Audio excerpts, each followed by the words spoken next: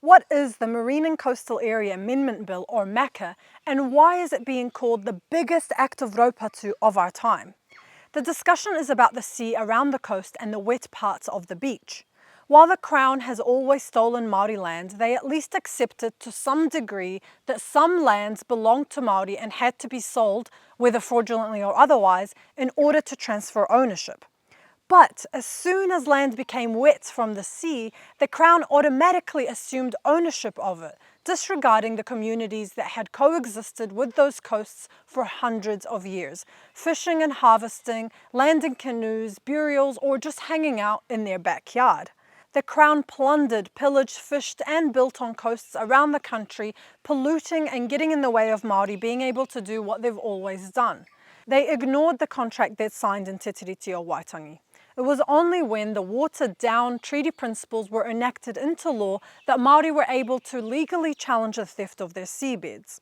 In 1997, 8 iwi applied to the Māori Land Court to have their customary rights over the foreshore and seabed recognised.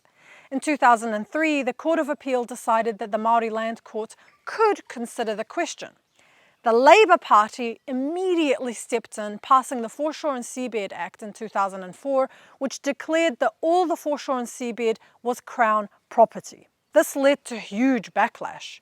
A hikoi descended from the far north, growing to 15,000 once it reached Wellington. Tariana Turia left Labour and created the Māori Party.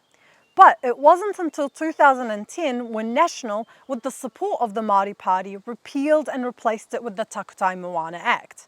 This was a compromise. It didn't award customary rights to iwi, but it gave them the opportunity to prove it in expensive and lengthy court cases.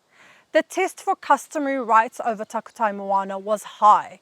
Iwi had to prove that they had exclusively used and occupied the seabed from 1840 to the present day without substantial interruption. And importantly, public access was protected. The Act said the foreshore and seabed could not be owned by anyone, and therefore even if iwi had acquired customary rights through court, the public could still use, fish and enjoy the seabed. What it did is enable iwi with court-awarded customary rights to have a strong say over resource consents being granted to activities that, quote, will or is likely to have adverse effects that are more than minor on the exercise of a protected customary right.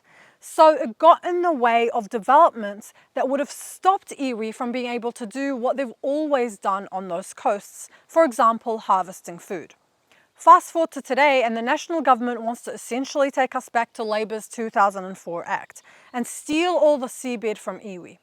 They've limited the test to make it virtually impossible to win customary title in court. And perversely, they've made this law retrospective, undoing court claims dating back to July 2024. Applying laws backwards in time is considered deeply unconstitutional because it means people can't rely and act on the current laws. This impacts around 6 iwi who went through the Crown's laws and processes, spent years and millions of dollars fighting in court just for the Crown to come back and say, nah, we've changed our minds. It's also a blatant breach of the constitutional contract Te Tiriti o Waitangi, whereby the Crown promised Māori full sovereignty over all of their lands, villages and treasures. Of course, this was never honoured, even in the 2011 law. But that law did give iwi some abilities to establish some rights over the seabed. Not absolute sovereignty, not ownership, but the mere ability to continue using the seabed as they always had. Now the government wants to abolish even that tiny little bit of recognition of rights. What it comes down to is simple. As always, the colonial government and the corporations they work for want to continue to pillage and destroy the environment. And as always, Māori are on the front lines of protecting the environment for everyone. That's because they've always lived and continue to live off the land. Despite the colonizers' best efforts, they never left.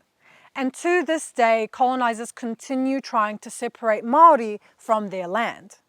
So in reality, it's iwi Māori who protect the public use and enjoyment of the seabed, to stop it from being completely depleted, polluted and destroyed to the point where no one, Māori or otherwise, will be able to use it.